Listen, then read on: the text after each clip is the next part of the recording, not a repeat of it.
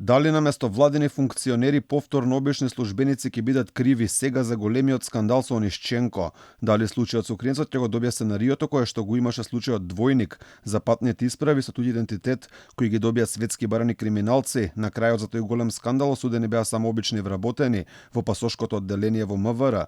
Директорот на АНБ Виктор Димовски во изјава пред медиумите веќе се амнестираше сами од себе, а очигледно довербата имајќи други во централната власт. Министерот за внатрешни работи Оливер Спасовски, повикувајќи се на зборовите на Димовски, вели веќе била лоцирана вината и одговорност ќе мора да има.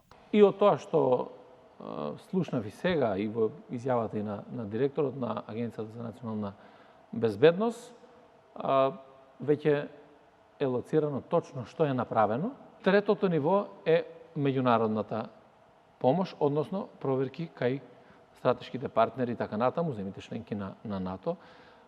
И тука веќе може да се дефинира. Од тоа што слушнав дека има пропуст во третиот слој на проверките. А како што веќе е познато, Димовски, на чии зборови верува Спасовски, кажа дека немало никаква вина кај него, па дури се пофали дека открил кој е виновен, станувало збор за вработен во АНБ, за кого наредниот период ќе се бара одговорност. Воспоставен е систем така како што треба. Ние ќе го преиспитаме системот уште еднаш дали има некаков недостаток.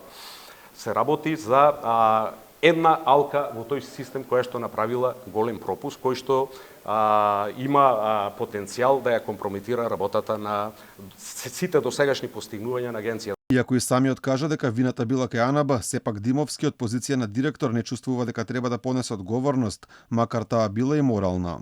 На крајот дали вие сте директор, дали треба ќе ватиме одговорност ако се докаже дека има не сметам дека има лична одговорност. Останува непознато и каква ќе биде судбината со пасошот на Александар Онишченко, односно дали ќе му биде одземен или не. Спасовски вели дека за тоа ќе се разговара на владина седница, а постоела и постапка која мора да се запази, која не траела еден ден.